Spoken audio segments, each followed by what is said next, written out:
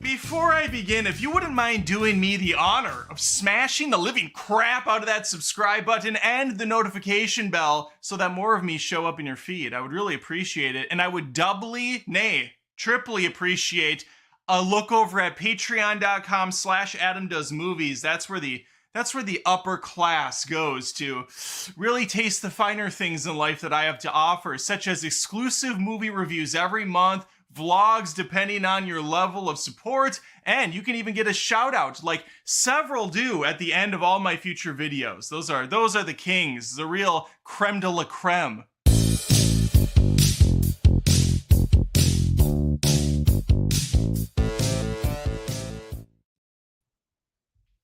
Oh, hey, didn't hear you come in. How's it going? Adam Does Movies live. Haven't done one in a while, but we're back. It's a random Wednesday, and the reason it's Wednesday is simple. It's when my buddy Andrew could chalk in some time. That's an expression no one's ever used before. Chalk in some time to talk about some exciting stuff going on in his life. But for now, let me talk about a few things going on in mine. We have a review that came out 2 days ago for I'm Still Here. It's a Brazilian film. It's up for several awards at the Academy this year. It was also up for some Golden Globes. I saw this film, and unlike Emilia Perez, it's actually damn good. And you should check it out if you still can in theaters. Really enjoyed this one. I'm going to have a spoiler video on it probably tomorrow if I can get my shit together and film a spoiler video. So look for that. Next up, I put out a video for Love Hurts. You can tell by my expression I wasn't thrilled with the movie, although I think it's got some decent action. But check that out, and then look, watch my face. It stays the same, but it's kind of different. See what I did? Isn't that amazing? With the power of technology, I'm able to Photoshop my face into different little, silly things. So Heart Eyes came out. I put that video out, I think maybe an hour and a half ago. Very fresh. If you want to hear my thoughts on that thriller. Two more things. Boom, Tropic Thunder is going to be coming up on Patreon. That's a Patreon exclusive. That will be a free one, though. So if you're not a member on Patreon, you just go over there. Just Adam Does Movies. You can sign up for free, and you can see that review. I have two more reviews that are paid tiers, and the vlog at the end of the month where I was at MegaCon for 4 days with my buddy. We also went to Universal Studios at the night event, and we had a ball. So I'll be talking about all of that and more on Patreon. Okay, let's get rid of that. Let's bring me up to full frame so you can just see the beauty. And then watch as this stunning individual completely ruins everything I have going for myself. Andrew, how are you doing, sir? I'm good. Thank you for the introduction. How are you doing, Adam? I'm doing very well.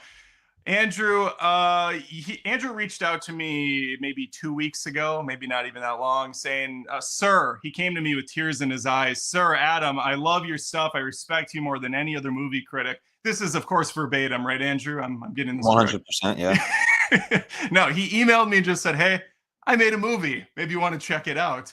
And I get a lot of spam emails that I instantly delete, but Andrew was the real deal, I could tell. So I checked out the trailer. He sent me the screener. I watched the movie. When I'm Ready is the title. It's dropping in what, a couple days on Friday. Yep. Is it on video on demand, or where can you find it? Yes. So we did a little theatrical release this past week, and then starting on Friday, it'll be on all of the VOD platforms: Amazon, iTunes, Google, YouTube, all that good stuff. Beautiful. So today I thought we would kind of first chat about that a little bit and tell people to obviously go watch and support the film. Made it for a scant budget in this day and age. Shot in less than 30 days, I believe, with a ragtag team. You can get into it, but then I thought we would go even further and you could just chat, give us your insight, being in the industry, kind of starting out as a wee little one, if I'm correct, right? Your father is a heavy producer, and yeah. Definitely. So yeah, I feel like I have somewhat of a unique perspective on things because obviously I am a filmmaker. I just made a film which I'm releasing, and then I grew up around the business, the studio side of things. My dad, Tom, he was the first employee at Lionsgate in their U.S. office, and then he founded a company called Open Road, which was an independent theatrical distributor. We did Spotlight, and we did Nightcrawler, and End of Watch, and a bunch of good films. And then our new company is called Briarcliff. And so I feel like I've got a somewhat, unique perspective on navigating the independent film landscape as someone who's been on both sides of it. I work currently in, distribution, and I also made a film that then we were trying to get distribution for. So I've really been on all sides of it. It's crazy. And so this film specifically, you wrote it, you acted in it, and did you produce it? I'm not I did, sure. yes, You did. You yes, saw a triple threat on this one. yes. Okay. Wore many hats. So you told me off camera that it was a 27 or 28-day shoot, but what was the process like from beginning to end, would you say? Like, how long did it take? A long time. See, actually, it was only a 19-day shoot, which was even Oh, crazier. wow. Okay. Yeah, the process, what's funny, it's actually almost, I want to say almost exactly 5 years it'll be from start to finish, because I started writing the thing in early 2020, right around the time of COVID. So it was March, April, so a hair under 5 years. What's crazy is, it sounds like a long time, feels like a long time to me. It definitely was an odyssey, but I'm sure as many of the people watching who have ever worked in this space know, it's like it could be a whole heck of a lot longer. I actually at a film that we distributed at a Briarcliff. It's called Sweetwater. The director, Martin Guigui, is a good friend of mine. He was trying to make that movie for 25 years. You can literally Google Sweetwater movie, and you'll find a reference in a paper from 1999 talking about the development of the movie. Finally got made and came out in 2023 or 24. It's just around the corner. We're gearing up for the So shoot. to me, it feels like I've been working on this practically my whole life, but yet it still very easily could have, in many cases does take even longer. The process, to give you the cliff notes, was, and I'm a slow writer personally. Obviously, a lot of people can work at a more breakneck speed. I find that, if I was writing something, if I was writing something for hire, somebody contracted me to write something, I think I could bang it out a lot quicker. If I'm writing like a passion project, that is, from the heart and soul, if you will, Yeah, right. I like to, sit with it for a while, simmer it. So over in COVID, I feel morbid saying it, but I'm in many ways grateful for those early COVID days, because like many others, it just gave me a stunning amount of free time that I didn't have previously. And it really gave me, I always knew that I wanted to film make and not just work on the studio side of things. And I don't know if I ever would have had the time to actually, flesh out an entire feature film project if it weren't for those Right. early COVID days. I just started, I would take those long walks around my neighborhood. If you remember the early COVID days when the streets were completely abandoned, it felt like you were in an apocalypse movie. Yeah, And you're like a zombie or a survivor of a zombie story for sure. definitely. And so, people always, the movie, by the way, is an end of the world movie. Asteroids are coming in a handful of days. Me and this girl, we take a road trip across the country to see the girl's grandma before we die. We encounter, different rotating cast of people, see how they're spending their last days. People always assume that COVID was a huge influence on it. Me personally, I didn't set out to make a COVID allegory by any means, but I'm sure at least subliminally it was influencing, the disastrous state of the world, whatever you want to call it. And Right. over most of 2020, wrote it.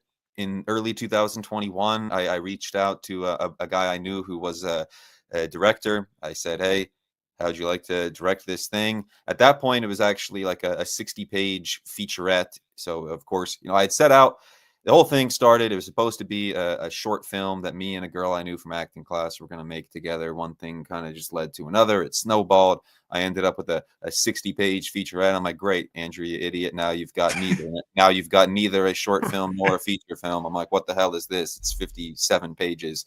And I was like, and at that point, I was like, well, there's no point in trying to freaking trim 40 pages off of it and make it a short. I may as well just flesh it out. Me and my director, Andrew Johnson, we ended up teaming up together, fleshed it all out into an actual feature-length screenplay, spent most of then the second half of 2021, making our lookbook, starting to put together, an actual package, started to reach out to some actors. And then right around the end of 21, 22 is when we got a little bit of momentum. I got hooked up with my friend Jordan Dykstra, who I know I mentioned to you off air, who Yep. helped me produce it. We just we became friends first, completely not even on some industry moving and shaking. We just became friends at a random party. One of my friends was dating one of his friends. We happened to find out, oh, we both worked in film, stayed in touch. And then, 2 years later, I brought him this. I said, hey, will you help me make this thing? He said, sure, for some reason. And So then in 2022 is when we really started, getting ready to shoot it. We were, very lucky to be able to attach Lauren Cohan from The Walking Dead and Dermot Mulroney, which was all that we needed to secure our budget, because as you alluded to, it was a relatively modest one within the scope of Right, right. films. Insane amount of money to me, but relatively modest sum by feature film standards.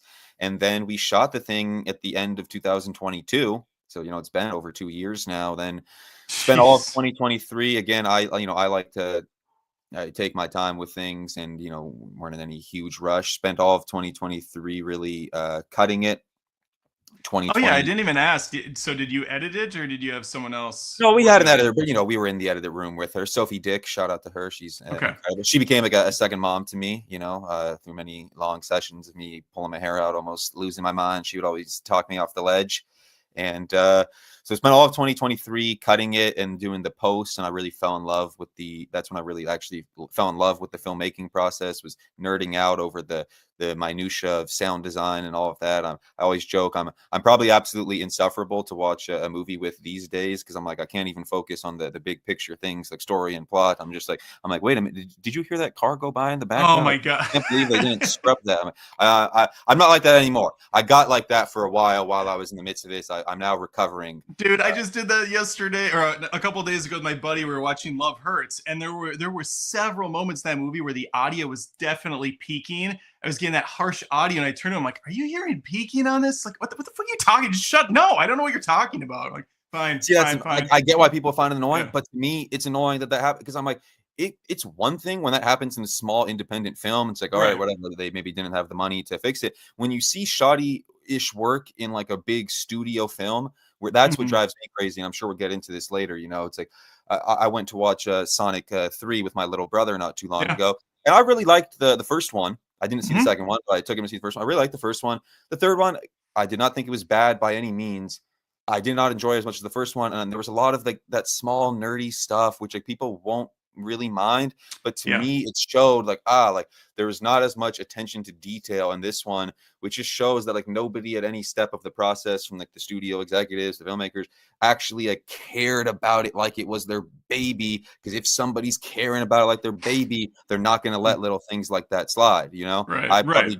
I drove people freaking insane. We were able to call in some favors and get hooked up at some top-notch post houses, and they would think I was insane because I would want to frame fuck every little frame, and they'd be no, we can't let that slide. And they're probably like, oh my god, who is this guy? But I'm like, on this We small little got indie film. David Fincher Jr. over here doing 300 Exactly, but takes. that's what I Yeah. admire. It's like I Right. admire and it's not just in film; it's in any business. Like when I go to a restaurant, I'm like, sure, obviously, I care about the quality of the food first and foremost, but I also care like, oh wow, like these napkins are so beautifully done. I'm like, you can tell Right. the owner of this establishment really cares about the work that he's doing and really cares about every little thing. And so I'm the same way with film. Like I appreciate attention to detail. Well, and And so we. it shows. You could see it in the movie. It was everything was very pristine looking. And again, it goes to the fact that this was shot for less than 1 million. Are you sure? Because it looks a hell of a lot better than feature films I've seen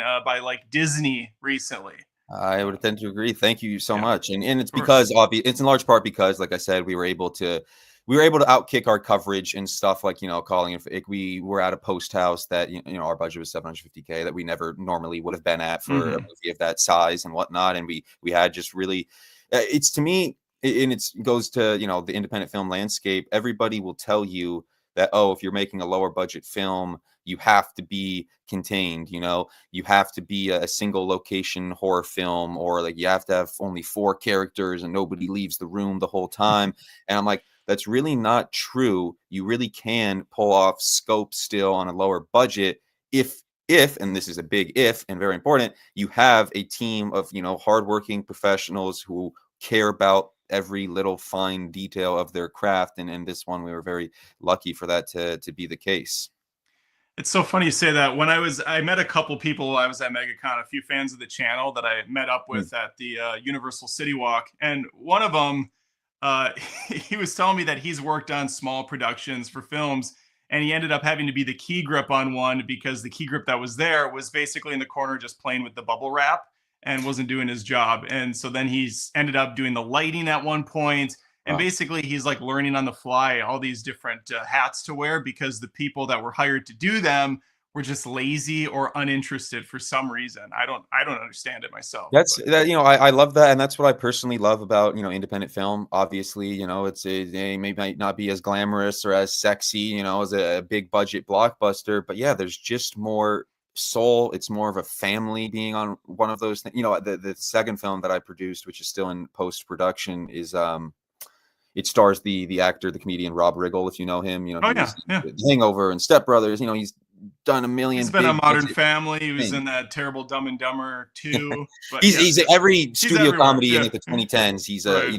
one of the supporting characters in. He amazing guy. He did our little low budget indie film, and I was a little bit worried at first. I was like, oh man, I was like, how is he going to feel? Coming to like an independent set where we don't have all of the bells and whistles, and we're not serving caviar at lunch by any means. And I Right. was like, wow, is he gonna be? Yeah. And he ended up, I don't want to put words in his mouth, but I think he'd tell you, and he told us, like, he ended up having the time of his life. He said it was one of the best experiences he had ever had. Because on a movie like that, on a lower budget independent one, the crew is like family. Like, it really becomes like a family. And I think it's the same thing, not just on the filmmaking side, but at the studio side. I've Right. always, like I said, my dad's companies, we've always been the indie theatrical distributor. And to me, it's not for everybody. It's for some people, like they can't stomach the ups, the highs and lows of the indie world. But to me, and my dad too, it's always been much more appealing than working at like Warner Brothers or at Disney, because I always liken it. It's like to me, working at Warner Brothers would feel kind of like working at McDonald's. Like it would feel a little bit like you're a cog in a corporate machine. And I'll give you a good example. It's like the box office numbers. On one of our little films at Briarcliff, like if you're working at Warner Brothers, everything's a rounding error. It's like, or Disney, you're so big that almost nothing matters because you're so big that the difference between a movie opening to 46 and 48 million dollars means nothing. It's a rounding error that's going to be forgotten in 5 seconds. At one Right. of our movies at Briarcliff, the difference between opening to $2 million and $4 million is absolutely everything. It's massive for everybody involved. It's life changing. And so in each individual film matters. Like one film can make your company, one film can break your company.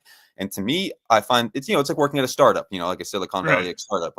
And to me, I find that very exhilarating and exciting. A lot of people would say, hey, I can't stomach this. I can't deal with the highs and lows. I would rather the stability of working at a big studio like Disney or Sure. Warner's, and maybe I won't have as much input or creative freedom, and it might not be as fun, but I'll at least know where we're going to be 12 months from I'll now. feel, I'll be dead inside, the shell of a man, but at least there's the steady Yeah, paycheck. but I get it. Yeah. I get it. Yeah, exactly. Hey, stability is a real asset. I totally get it. Until they just randomly lay off like 10% of their workforce because I'm they need to make their next quarterly fiscal I'm really budget. glad you said that, because that's obviously, again, not unique to the film industry. It's any Right. business, but yeah, it's the illusion of stability. Hmm. It's not actual stability. And the perfect example in the film world was, because I know people who were affected by it.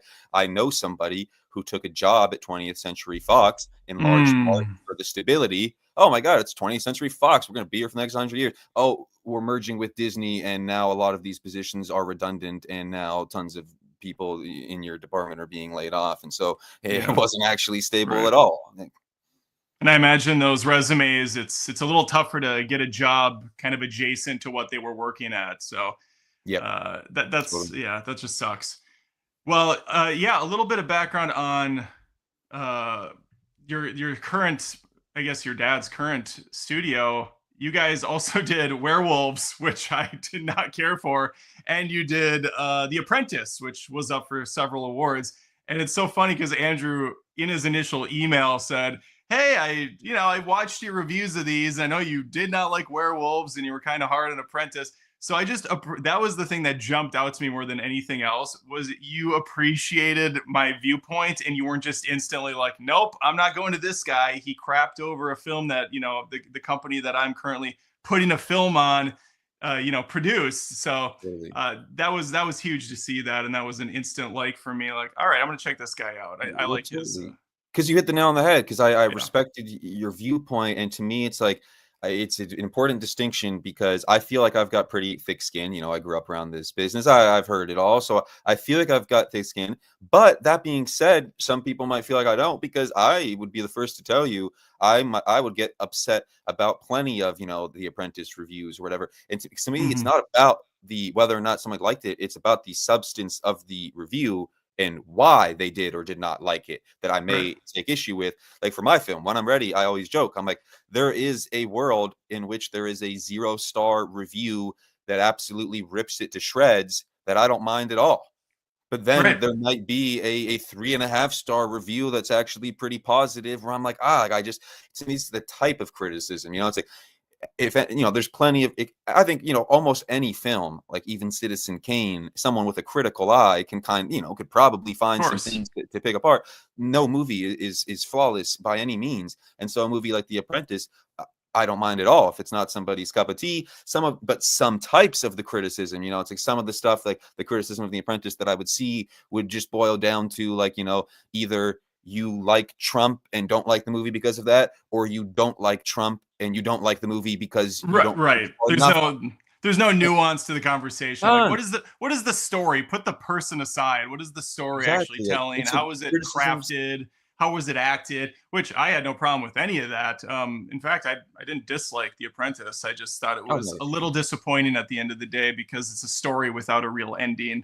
Um, see, but I also exactly. see I can also see the there's a back and forth dialogue that can be had, and that's my favorite part about movie criticism is when you can get into those conversations and those spirited debates in a healthy way. But to your point, Andrew, I live in the world where even when I put out a movie review, I'll have the black and white responses. I'll have a best review ever immediately followed by another comment that says worst review ever. So it's a black and white world, unfortunately, out here. And it is crazy. It's so Yeah. weird because the reality of the world and life is so radically the opposite. I'm like, It's all almost gray. It's all nothing. gray, you know? Everything is gray. I'm a Yeah. huge believer in that. I think that, it's like the cliche, good people do bad things, bad people do good things, is very Right. true. Actually, this is one of my favorite quotes, and it's Jeremy Strong from The Apprentice. The character that he plays, Roy Cohn, Great, was, great performance oh, from I think him. it's an incredible Yeah, performance. And Roy fantastic. Cohn, for anybody who doesn't know, he was a famous, defense attorney. He was Joseph McCarthy's lawyer during the Red Scare hearings. He was then Donald Trump's fixer in the late 70s, early 80s. And he was just a notorious pit bull attorney, kind of probably the kind of attorney that you want to have if you ever find yourself in some legal trouble. And I saw at an Apprentice Q&A, Jeremy read this quote from Roy Cohn that he wanted to get in the movie, and unfortunately it didn't work out and didn't make it in the movie. But Roy Cohn would always say this to juries right before they were about to go deliberate on one of his clients' fate. And it's a quote that goes, "In men who men condemn as ill, I see so much of goodness still. In men who men pronounce divine, I see so much of sin and blot. I would not dare to draw the line between the two where God has not." And to me, that's a pretty succinct way of summing everything up. It's like I said, good people do bad things, good people do bad people do good things. Right. Nothing is black and white, and everything online, everything gets reduced to it. And It's trash. It's garbage. It's perfect. Yeah. that's why I felt bad for the filmmakers on the Apprentice, because no matter what you think of it, like, it was always inevitable. Like, it's not shocking that it got reduced to this political football. Yeah. Of But I course. wish Yeah. that more people would just engage with it on the substance and as a piece of film. I always joke, I'm like, I think for any biopic, this should be the test. It's like, just pretend as a thought exercise that it's fiction. Like, pretend that it's not Donald Trump and Roy Cohn, that it's Jim Bob and John Jackson, and Right. then evaluate it. It's like, was it a good movie or not? Like, Right. yeah, That's actually a great way to think about it. yeah, but Um, it's not the world we live in, I guess. no, it's not. Okay, so your movie's coming out Friday. Yes. Um, what's next for you? What have you learned from this experience that you could, what could you glean upon amongst us mere mortals, us peasants, that we could use? Because as you know, I got a script out there. It's just starting to percolate and make its rounds with people, but I'm not in your world. I'm just Okay. some jackass over here. So what could you share with us that would be Hey, there's a lot that valuable? I don't know as well, but there is a lot that I learned from this experience, obviously. And I would be the first to tell you that I was pretty naive about the filmmaking process going into it. I knew that I knew the studio side and the numbers and the marketing of it all like the back of my hand. And I didn't realize quite how, separate of a world that physical production is from that. That's why, I did some things that were probably pretty crazy, like, trying to have 20 locations in a sprawling road trip movie and only a 19-day shoot, not knowing Right. about physical production. Like, to me, I didn't realize that was an insane thing to do until we had already done it, and until I started, learning much more about physical production and speaking with other filmmakers. And then I was like, oh wow, like doing 110 pages in 19 days was a pretty crazy thing to do. Like I didn't realize, and I always say though, I'm kind of grateful for my own naivete at the time, because if I had known everything that I know now, I don't think that I would have had the guts to attempt a lot of what we did. And Hmm. a lot of what we did, I think we ended up pulling off. And again, it goes back to what we were just talking about, how, like, people will tell you when they read your script, like, oh, if you're making an independent film, like, it's got to be one location and all that. And I think there's a lot of misconceptions like that. That would be my advice to aspiring filmmakers is don't put yourself in a box. There Sure. are plenty of movies. I can't remember if when we chatted before, if I mentioned Good Time as one of my favorite examples. If anybody's seen the Safdie brothers, it was their movie before Uncut Gems The with Robert Pattinson film. Robert Pattinson. Yes, I love it personally. I've been yelled at like 50 times to watch that movie, and I still Oh man, haven't. did you like Yeah, Uncut Gems? I did. Adam If you Sandler. like Yeah, Uncut I Gems, really then you'll liked like it. it. Yeah. I Okay. personally like it even more, but it's very similar style. It's the just like nonstop tension. Like every scene is building tension. Like, the sound design, the score, everything. You're just kind of on the edge of your seat the whole time, and there's not It's a like an single episode. It's like an episode breath. of The Bear. Have you seen that show? I have not, but I know Oh enough my about it to god. know that yes, that It's like yes, it is kind of It's like. like freaking Anxiety, the TV show. I love Good Time, and it's one of my favorite movies of the past decade. Great crime movie, great cast, obviously, with Robert Pattinson. And I Hmm. just bring it up as an example to show that, again, like, I don't know their exact budget, but I know it was in the ballpark of a couple $1 million. And a Okay. lot of people, again, would even tell you that even at that level, oh my God, like, you've got to reel it in and got to be restrained. And if you watch Good Time, like, that movie has scope. Like, there is a big bank robbery scene right at the beginning, a lot of driving and car scenes, and a scene in a carnival, and spoiler alert, a guy falls off the side of a building. Like, there is real production value in that, and you can do that on a relatively low budget if the money is actually going on screen. The thing Hmm. is, that's what's so funny about, like, when we talk about like the budgets of some of these big studio movies. It's like, sure, this is a $200 million movie. If you had said that like 40 years ago, like, you would assume that, like, oh, there was $200 million spent on the production of this film. Oh, there must have been some really epic set pieces, or some insane choreography with hundreds of extras dancing in some musical number. And nowadays, when we say, "Oh, it's $100 to $200 million movie," what we mean is that, like, we paid, you know, Chris Hemsworth or one of yes, the we give The Chris's, Rock like, $40 right, million and right. Chris Evans $40 million. And, I'm using Red One as an example. I'm like, that money's not on screen. And if the money's actually on screen, it will go farther than you think that it might. I also And I heard Go ahead. with that example, I'm sorry, not Red One, Red Notice, the other Dwayne Johnson movie. I I thought heard you that some used. of these films, much like Wolves with Brad Pitt and what's his nuts, George Clooney, that these guys were given very heavy paychecks because they don't have the residuals or the Yeah. box office revenue they used to have, so they have to pay them more upfront. Is that a real thing that's Oh yeah, happening right now? Okay. that's totally a real thing, and that's how. Because what's funny is it's all gotten lost. Like, nobody remembers it, but if you remember in the early days of Netflix, like when something like a streaming service doing their, especially when Netflix started doing originals, it was like House of Cards was their big like TV show, Yep. and then from Yep. there they started doing big movies. And there was originally somewhat of like a resistance to it among like the big Hollywood talent. And now you would never in a million years know that, like, some of the biggest filmmakers in the world are, I believe, Martin Scorsese, Right. working with Netflix. But there was initially a very real skepticism of what the Martin Scorsese's, the old, gatekeepers of cinema. There was kind of like a taboo around working with the streamers and whatnot, because of the fear that it was going to replace the movie going experience. And I think it's really interesting how that taboo and that fear has just kind of steadily eroded over time. Like, none of the facts have changed. Like, if No. anything, the fears have been proven true Yeah, in I that. was gonna say not only the fear of knocking out the importance of theater releases, but also it's kind of like when there was made for TV movies, which is, Mhm. I think streamers are worse than made for TV movies at this point. They're shovelware for the most part. But there was a taboo for actors going onto TV shows. I remember, Yeah. oh God, what's his name? Baldwin, Alec Baldwin, when he went on 30 Rock, there was Mm. a lot of conversations about like, oh man, this is career suicide. He's a big movie star. He's doing a TV show. I'm sure a lot of that was kind of the same fear with actors going to these streaming platforms. Yep. Like, ugh, this is a step down. I'm devaluing myself.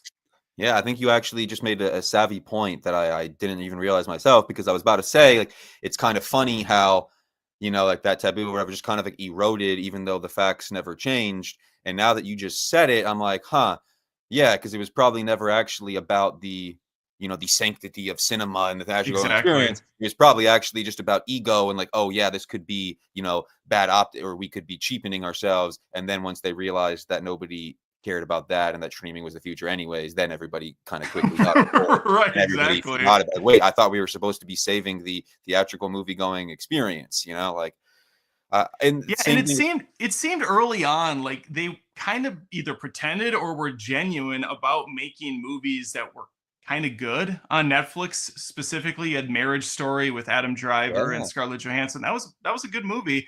And there was a few other diamonds in the rough, but it felt like once they got some actors on board and some big directors, now it's just shot out of a cannon. Do as many of these shit movies as you can, because if we have a new exclusive every week on the platform with Cameron Diaz and Jamie Foxx, and Prime isn't keeping up with us, then suddenly we're at the front of the pack.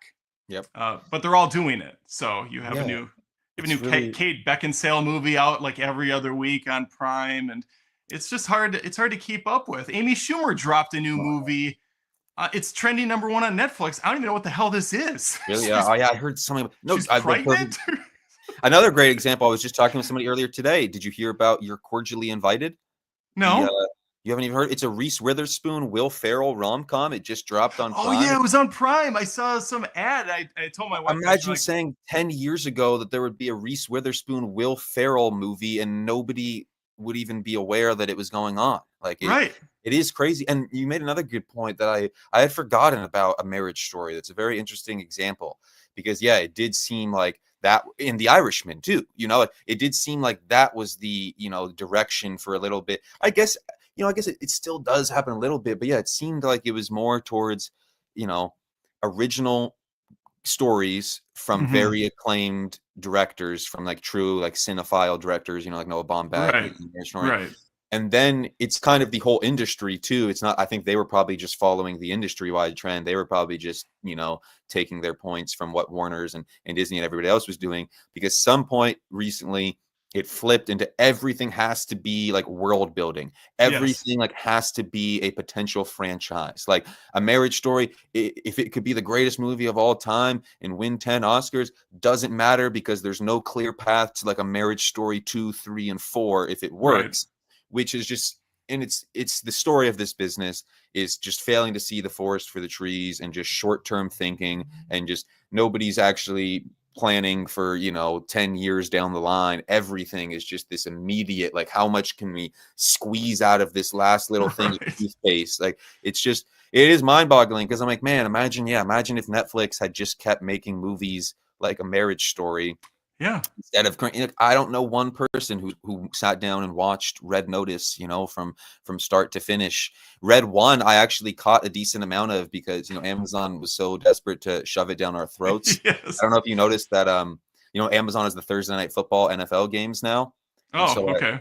I was watching one of the Thursday Night Football games on Amazon Prime, and then like just left the TV on. After the post game show, they just started auto playing it. I was sitting there like on my couch. I had stopped paying attention to the post game show, and I look over and I'm like, how did Red One just start playing? And it just started auto playing. So I watched a little bit of it for a while, and yeah, it's just the story of the business is just You were oh probably confused too, because Dwayne Johnson is literally the same person in every single movie. yeah, So it's like you probably thought it was like Walking Tall or The Rundown or any of the them. fact It's that like, one of them is called Red Notice and one of them is called Red One, and they yeah, are both $250 million straight to streaming. Dwayne the Rock. It's almost like two on yeah. the nose. It's like It's it's actually perfect in a way. it It is feels perfect. Yes.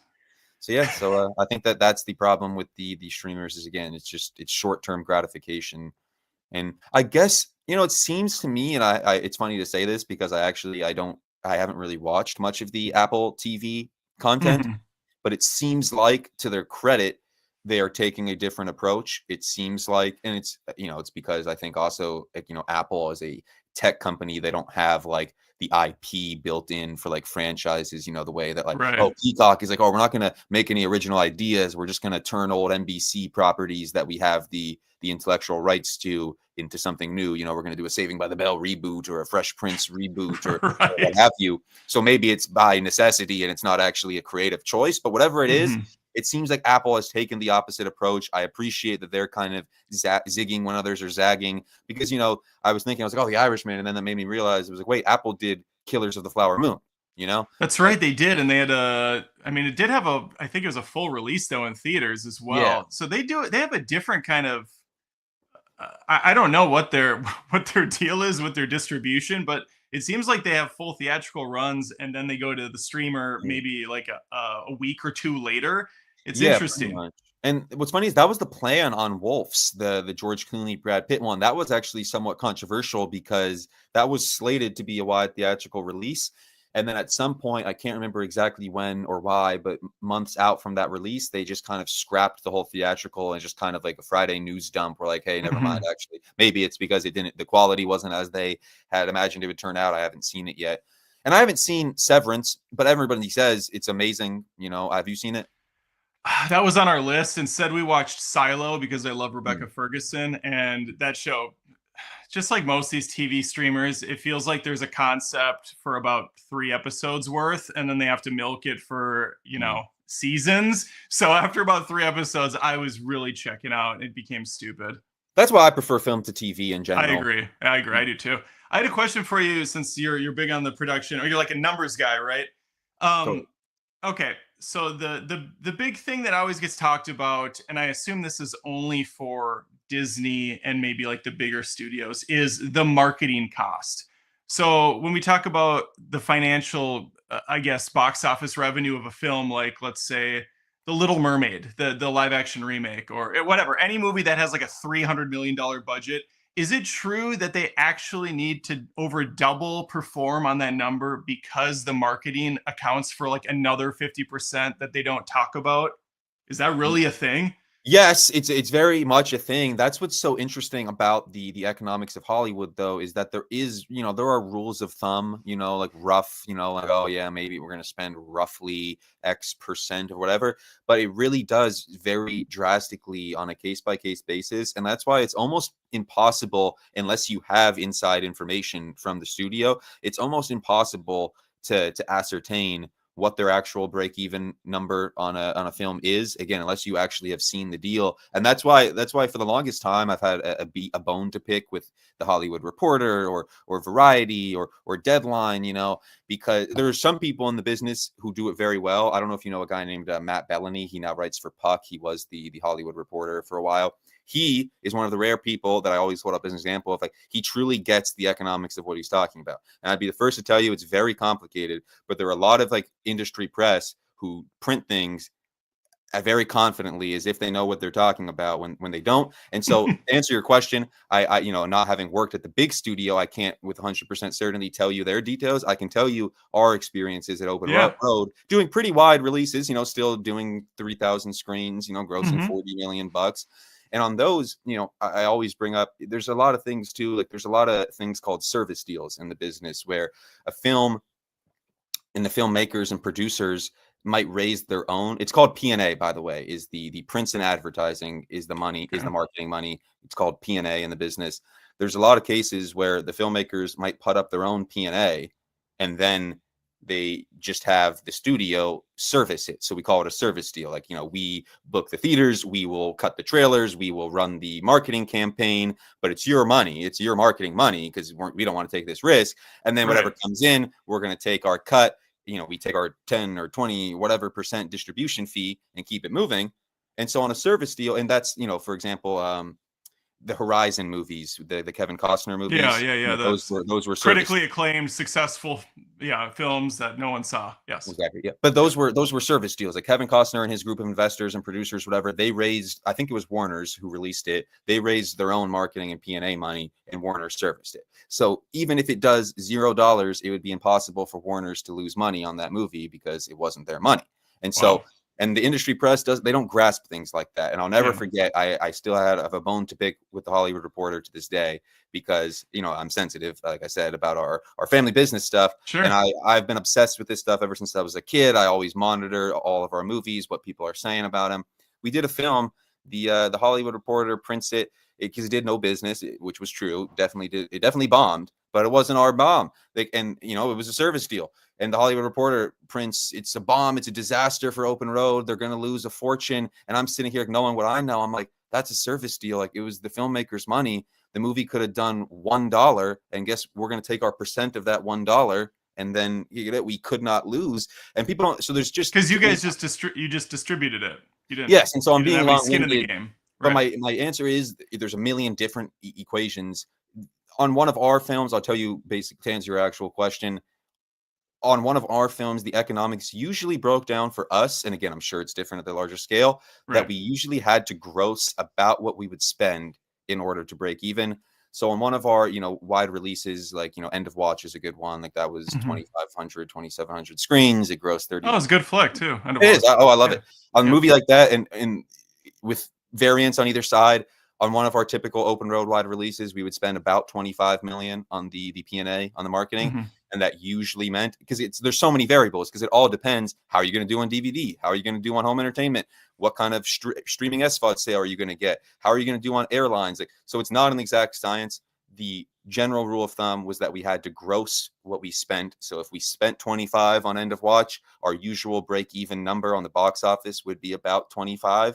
And the way that works is, if people think like, oh, if a movie grosses 50 million, that the studio gets 50 million. Well, obviously No. not, because No. the theaters have to take their cut of that, In so They're small AMC, cut, but yes, they're cut. Yeah. yeah, well, and then that's the thing, is like independent, the AMC and Regals, they take a higher percentage than they do Oh, from really? the, yeah, it's like a sliding scale essentially. Like The it, megaplexes get more than the yeah, little yeah. mom and pop. Sure. So we, on one of our movies, like, it's like, it's not 50-50 in terms of like AMC keeps 50 and the studio Mm-hmm. gets 50. On some big studio movies, it might be. For us little old indies, it's usually in the 40s.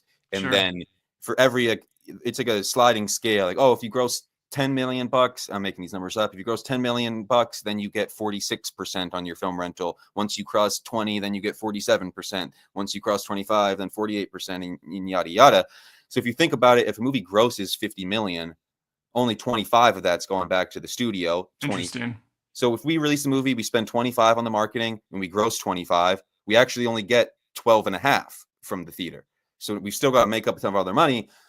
It's just then you expect to get, 6 or 7 from the home entertainment, which is the DVD, which is the renting it for $5.99, which is that. You expect to get another few million from a pay TV, from a Netflix or an HBO or Mm-hmm. whoever to license your movie to air on their streaming channels after the theatrical.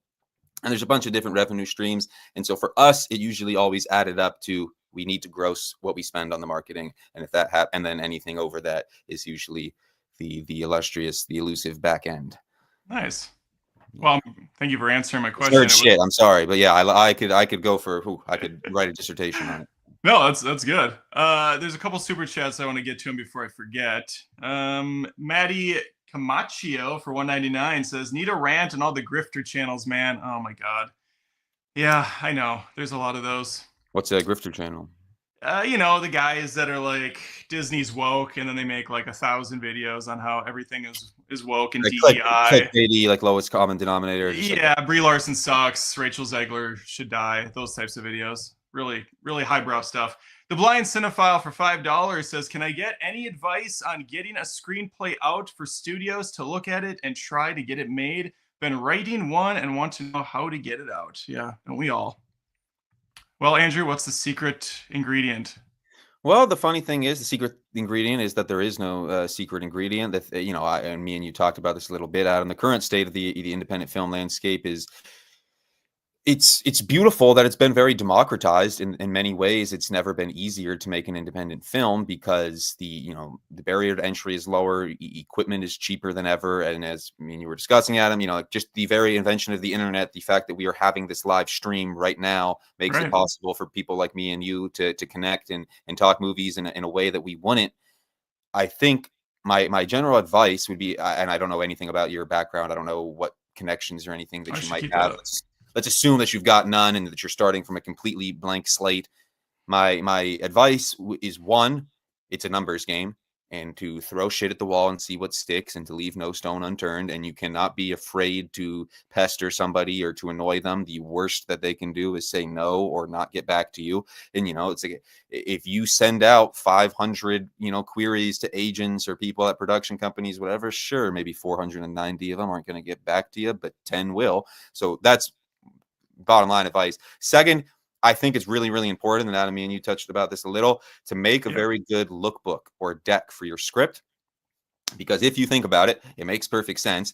If you are reaching out cold to whoever you want to take a look at your material, a production company, an agent, an actor, or whatever, and if it shows up in their inbox and they have, I don't know how long your script is, but if it's let's call it an 100-page screenplay that's going to take at least a couple hours to read, and you also have attached to it a 15-page PDF that can be skimmed in 5 minutes, an executive that you're sending that to, they might be like, oh man, even if it sounded all right, like, I don't know this guy. I'm not going to take 2.5 hours to sit down and read his script. But hey, what am I? I'm taking Hey, the train right now. colorful pictures. Hey, I can do Exactly. I'm that. taking 5 minutes to flip through a lookbook. And in many cases, a lookbook or a deck is what will decide whether or not that person wants to read your script. Because, if they read your deck, whatever piques their interest, then, now that I already know that I'm interested in this, now I will set aside the 2 hours or whatnot to read it. So if you haven't done that already, that would be my number one piece of advice. It's I would be happy if you want to reach out to me on social media. I'd be happy to send you some references of good lookbooks and whatnot that I've seen that have managed to open some doors. And that's what I would lead with. And anything to lower the ask, I guess, if you will, Yes. anything to make it easier on the person that you're reaching out to, anything more accessible. I would also always frame things as, because if you email somebody you don't know and you say, here's my script, like, will you help me raise like $5 million? Like, the person's going to be like, how the hell am I going to do that? So I would always frame things not as if, oh, how are you, will you make my movie? I would phrase things as, you are asking whoever you're reaching out to for advice because because they are an esteemed person in their field and because you value their respect and opinion. I would more so ask for feedback. If you're reaching out to somebody cold, I would say, like, hey, I love your taste. I love what you did, on X, Y, and Z. It would mean the world to me if you could take a look at my material and let me know what you think, just as a fellow writer or a fellow filmmaker or as a fellow movie buff or whatever, rather than if you already are starting your cold outreach with like a very specific ask, it's going to, I think, not have as much success for you. Absolutely. Stranger Things has a fantastic pitch deck you can see online if you haven't. Andrew actually has a really good pitch deck he sent me. The idea, to his point, to kind of like add to it, is to really give people a sense of the script and not just the story, but like the tone and the look of the film that you are foreseeing. Because what's in your brain, they have no idea what the hell's going on up here. So they might be looking at it from a completely different vantage point. So you can even reference other movies as a source to just say like, hey, this is what I'm thinking as far as the look goes. Andrew had a lot of that in his kind of post-apocalyptic shots from different films. And it really was, since I saw the movie and then he shared the pitch deck later, it was like, okay, yeah, this vision that's in here absolutely made it onto the screen. That should be what you go for at the end. Totally. And now that you said it, just made me think to add one last thing. It makes perfect sense. Like, just think about it as like a trailer for your screenplay. Like, obviously, if you have a movie, you make a trailer that you lead with. It's like that. When I was reaching out to Adam, I didn't say, I said, here's our trailer. Would you be interested in watching the movie? I wouldn't have just sent the link to be, hey, here's the 2-hour movie. Will you watch and let me know what you think? It's like, you got to whet the appetite. So think of the deck or your lookbook as the trailer for your screenplay. Right. And even if you went to send me the trailer and you're like, here's my script, and then the movie is coming out soon, I would have been like, yeah, no, I don't think so. But if you would have sent me the pitch deck, I may have actually looked at that as well. I'm like, oh, this is interesting. Yeah, I could maybe see where this is going. So For sure. I mean, that's how it's going to be for, I would imagine, every director, actor, and studio producer out there. Totally. Okay. Anything else, Andrew? I'm out of questions, but there's so much to go over with the studio. Like, so you got a script you made. Let's pretend that you get funded. Like, how does that work? Like, you reach out and you get a couple guys to say, yeah, I'll fund your project. Where do you go from there? Even you start hunting for a director right away, or you direct it yourself and you're like, I got to set this much money aside. Is there a financial person that can do that? Like, I have no idea. Well, sure. Well, yeah. Well, I mean, you need a team in most cases, and there's no right or wrong answer. But in most cases, you're going to want to have your director attached before you start trying to raise funds, only because most of the people who have the funds are going to want to know the answer to that before they get involved. So that'd be my other advice to the last question, and to anybody too, is like, I was just talking to somebody yesterday who's trying to get a film made. It's like, even if it's just the illusion of having your shit together, even if you don't actually have the presentation of you having as much of your shit together when you are asking somebody for money or whatever, because nobody, again, forget film, imagine that you were going on Shark Tank to pitch your whatever, your house cleaning product. Obviously, like the sharks, it's, again, if you're like, oh yeah, I had this a great idea, like, it's not going to get you anything. It could be the world's greatest idea. Like, Right. they want to know, like, yeah, what have you already done without me, and then what can I add to help? So Exactly. I think it's putting together as much as possible, and then to answer your question, once you got the money, I mean, it's very important that you have a team of seasoned professionals, even if it's the director's first time, even because my film is a great example.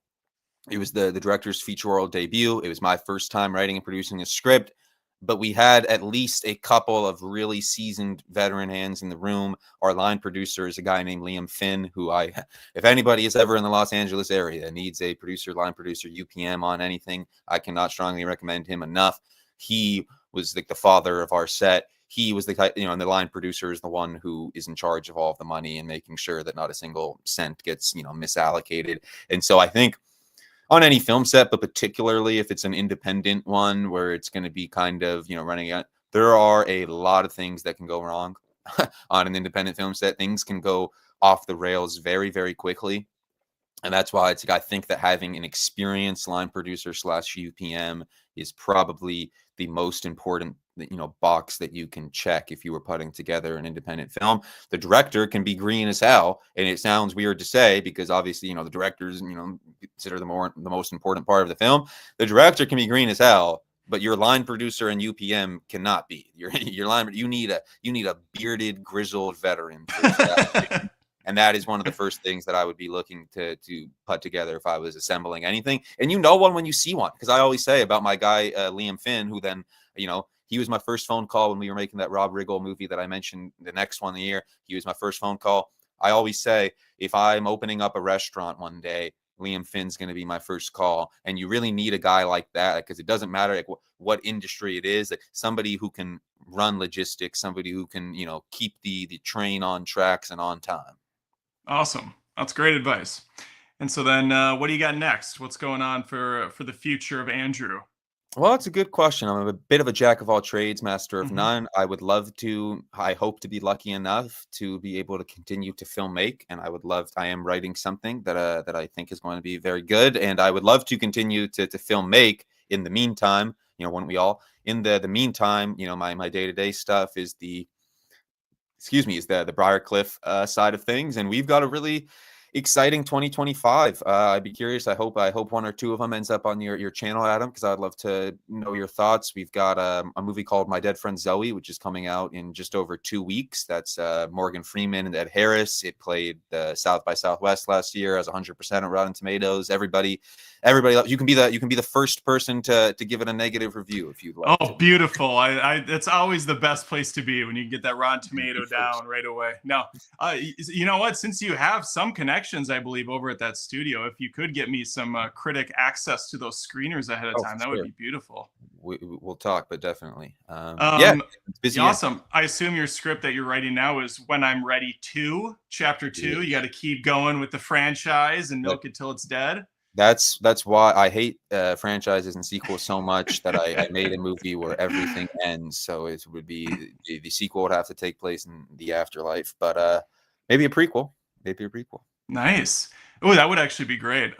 Okay, guys, Andrew only has like another 10 minutes, so throw any questions you want if you're okay, Andrew, sticking around for a Please, few yeah, yeah. questions from people. It doesn't have to be a super chat, but it is appreciated if it is one. Nathaniel Fincher, speaking of which, $5. Thank you, Nathaniel. Andrew is one of your best guests yet, Adam. Is there a particular movie that got you interested in movie making when you were young, Andrew?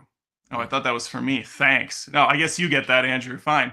Now we can both Yeah. answer it. No, it's joking. I appreciate the kind words, first of all, and it's a I've good had some question. really, I've had some really horrible guests on Andrew. It's not a I guess compliment to it's you. a It's low just bar. everybody else has been so. Yeah, no, I'm joking. Go on. Um, yeah, it's funny. I don't know when I was young because when I was young, funny enough, I was a weird kid, I guess. I was more interested in the business side of things just because that was what I was growing up around. I was more interested in the studio side of things rather than the filmmaking.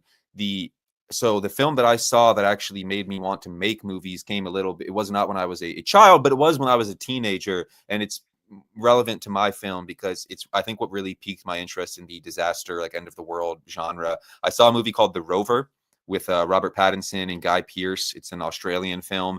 If anybody ever saw the movie Animal Kingdom, which was very well received, it's that same director. And that one, it's not even necessarily apocalyptic, but it kind of is. It takes place years after some global economic collapse. They don't really get into what happened, and it's in the Australian outback, and society and everything is broken down. There's hardly anybody left on Earth, and Robert Pattinson and his brother Scoot McNairy, they rob Guy Pearce's character, and then their gang steals his car, and the whole movie is Guy Pearce is this one man on a mission to get back his car, and you don't really find out until the end why that car is so significant to him, and that to me, and I loved it. I just thought it was so beautiful. There's so many beautiful moments within it, and that just got me really, interested in the art of filmmaking, and in particular in making a end of the world movie. Nice. What about you? Much like you, mine was Dude, Where's My Car? Another film where they have to find a car, and it's a really coming of age tale. No, I don't. You know what? Mine's really lame. It's Jurassic Park. Mm, I saw that movie at the right time as a like a 11-year-old with my mom, and I just remember thinking like, holy crap, this is unlike anything I've ever seen before on the big screen. It that's for brought sure. me into the world. Yeah, I love that. And Spielberg, man, that guy's a legend. He really is. Mm. There's a few questions here. Sen says connections are 100% the way to get a film made. I think that goes a long ass way for sure. It definitely does. But hey, but that's anything in life too. The That connections. is anything in life, exactly. I always think it's funny when people use the term nepo babies, like they throw that out all the time for Hollywood actors and whatnot. Like, nepo baby, his mom, his dad, and they themselves will be working at like their dad's warehouse or No. whatever. Oh, Like, for sure. I, were you I the trust me, best qualified person to be working here? obviously I'm biased because yeah, I'd be the first to tell you when it comes to film stuff, I'm a bit of a nepo baby. I don't mind the term. To me, Sure. I've always viewed it as like, hey, it's a very fair trade because I recognize that I've been incredibly lucky and incredibly blessed to get to grow up around this business and have the experiences that I've had and the doors open for me that I have. And if the trade-off for all of that is that one a hater or so may call me a nepo baby, to me that sounds like a very fair trade. But yes, you see it. But it does irk me too. I'm like, wait, somebody works at a paper company that their dad founded, they don't get called a paper nepo baby. Why is it only for the entertainment industry in particular? And then a lot of times they kind of are the person for the job because they did grow up in the environment, and their old man or their mom or whoever, their uncle, kind of did show them the ropes and help them out. But Oh, totally. yeah, Like I said, I it's mean, all the studio side of things is all me and my dad have talked about since I was 9 years old. If we had only ever talked about paper making since I was 9 years old, I'd be a pretty good paper maker, I bet. exactly. But then of course there are the ones that just aren't great, and then they get the For leg sure. They up give as us all a well. bad rap, man. They give you a bad rap. That's right. Oh, and they do that in other industries too. There's a guy working at that paper company that sucks ass and doesn't know anything about paper, but his That's dad runs the true. place. All right, the blind cinephile says, loved all the advice. Thank you so much. Should I simply reach out to any people involved in movies to help get the screenplay? I I mean, mean, yeah, mm, just be a dick, and I mean, don't feel like a dick, but yeah, if their information's out there, if they have social media handles, I remember um so random, but I my channel was picked up at one point for a new website called Guru Hub, and it was put together by the Property Brothers, the guys that are all over the home, mm, whatever network that is. And I don't even know his name, Drew, I think. One of the Property Brothers called me on New Year's Day, and he's like, "Hey, Adam, it's Drew." And I was just so taken aback because I think I was like playing with my then at the time 6-year-old son in the basement, like, okay, hello. And he was congratulating me on being picked to be on their platform that failed after like 6 months or whatever. But after it failed, I actually just went on his social media and like his Instagram messages and just reached out to him. I was like, "Hey man, it sucks this didn't work out, but if you have anything else that you think would be a fit, let me know." And he got back to me right away, which is kind of insane because he's a celebrity, he makes a lot of money, he's quote unquote important, but I think people like that get less Instagram messages than you probably think they do. Andrew can, definitely. of course, speak to it a lot more than I can, but that was my No, experience. I think you're spot on. And people also, it's like for the most part, not everybody, for the most part, people are good, genuine people who, if they can, would like to help others. Again, obviously, when you say anyone in the movies, like if you reach out to George Clooney, I suspect you won't be able to reach out to him. But Right, right. there's a barrier to certain people. But the answer, yeah, overall is very much yes. And I would be the first to tell you, I'm not great at taking my own advice. Like I'm better at giving the advice than taking it because I myself have felt self-conscious. I have oftentimes even it's people that know my dad a little bit who I will be hesitant to reach out to because I'm like, oh man, like I don't want to bother them, like I don't want them to feel obligated, like because like, and it's just such bullshit. Like nobody cares. Like my dad always tells this to me, and now I'm repeating it to you guys. Like nobody is going to get mad at you for reaching out to them. Like again, the worst case is that like yes, you very well they might just be busy and swamped and not get back to you. It's like who cares? It's the same result as if you didn't reach out at all. Like the old cliche, you miss 100% of the shots you don't take. It really is a numbers game. And again, like you said, like you would be surprised. Like obviously I reached out to you, Adam. Like I enjoy a cold email. Like I think, there's it's an art form in a way. Yeah. And you'd be surprised because I'll give you a few examples. Like my dad has literally acquired a movie or two off of people cold messaging him on Facebook. Now, please, everybody, don't go look him up on Facebook and tell him that I sent you. Please do not. But if one or two of you, people like that, people like who have had in the past decision making power, will check their Facebook messages, and if something is a convincing enough pitch, like it makes sense. If you're a real good businessman, why do you care where the business opportunity comes in? When we were Right. editing our film, I hate it when people get like territorial or gatekeepy. When we were editing our film, sometimes our director, our editor, who I love very dearly, they would get a little more sensitive about hearing outside opinions from other people. I was like, man, if the homeless man on the street wants to offer up an opinion, I would love to hear it. Doesn't mean we have to take it. We're only going to take it and use it if it's a good suggestion. But what's the harm in hearing it? And I think that's the viewpoint of most of the people in power in this business. Mark Cuban has been known to respond to cold emails. Like Google it. Like Mark Cuban's Google email address is not hard to find, and he has been known for many years to respond to cold emails from strangers. And at the end of the day, it cannot hurt. It literally cannot hurt. So just freaking do it. Again, be respectful. All the things we said in the past. Don't make it seem like you're just asking them for something. Ask them for advice rather than just, hey, will you make my movie? But do reach out. Beautiful. What's your dad's Facebook handle so I can reach out to him really quick? It's not that hard. Hey, unrelated. Yeah. Okay. Let's see. Uh, what is this? The Blind Cinephile, like Adam said, check out Stranger Things book. It's really good. Yeah, that's a great example that I came up with. Thank you.